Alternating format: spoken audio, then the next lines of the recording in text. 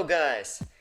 Now I'm gonna be taking you through the removal process of this nasty ransomware virus from your computer. This video is gonna include three parts: automatic removal, manual removal, and I'm gonna show you some file recovery methods that you can use to try and get your files back. Before we start with the video steps, I'm gonna say that you're gonna have to always follow guidance from site or video YouTube channel that is legitimate. Always make sure to back up your files and use trustworthy sources, and always check if these are real people behind these removal guides. So let's get on with the removal. For the automatic removal, we're going to be using an advanced anti-malware software which you can download by opening the video and clicking on the link in the description. It's going to take you through a removal article about the specific virus, where you can find the download button, which you should click, and it will take you to the download page where the download should start automatically, and then you have to open the installer that you downloaded. Okay, it's going to take you through a language choice and a couple of simple steps that you're going to have to follow. Simply agree with the terms, accept and install, and installation should take 1 or 2 minutes tops depending on your computer. After the setup is done, this scan should start automatically, and when it's done, you click on finish and the scan is gonna start. Now that's it. Basically now the software is looking for any virus files, objects, cookies, anything that may be even potentially malicious, and any virus will hopefully be detected and removed.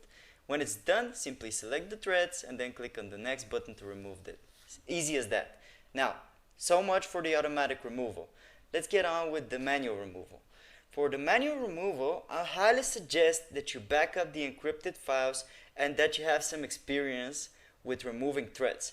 What you're gonna do is gonna copy the files on a flash drive, anywhere else on your computer, because you never know what's gonna happen. Your computer is still infected, still in the thread, and at this point you don't know what's going on, So you're going to copy them to a flash drive, set them to a cloud drive, and then you can go on with the removal freely without any worry, because the files could be recovered. Now, let's find the virus files. To do that, you're going to search for show hidden files and folders, and then you're going to click on it. Alright. In it, you'll see show hidden files, folders, and drives. You're going to mark it with your mouse and then click apply, and then click OK to accept the setting. Now we can find the file even if it's hidden.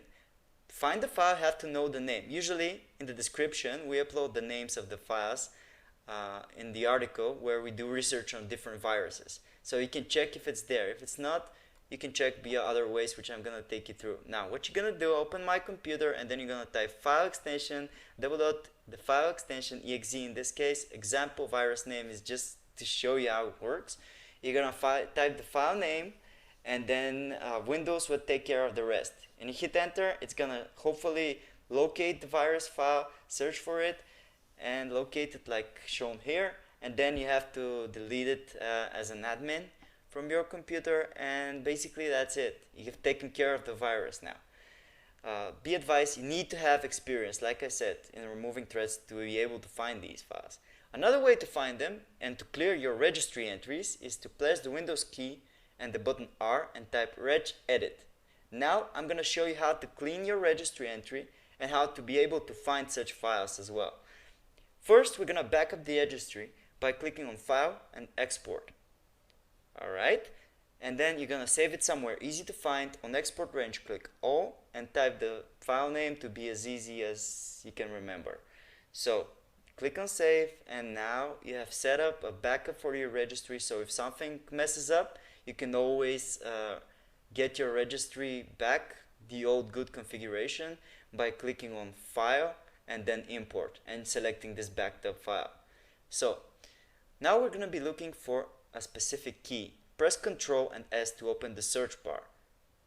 To do that, you're going to mark only keys. We're looking for keys specifically here, and then you're gonna type run or run once. It's gonna find next, and it's gonna find the run and run once keys, at which usually they contain a value of the virus. You can right click on the virus and then delete it, or you can right click it and then modify it to see the location of the virus file. It will help you find the file. So don't be in a rush to delete the file. And that's it. We've taken care of the threat. Now, for the file recovery, I'm going to show you several simple methods that you can try and that many of our users and our subscribers have already tried, and these methods have worked. What you're going to do is you're going to type in the following link in your address bar and you're going to hit enter to open it.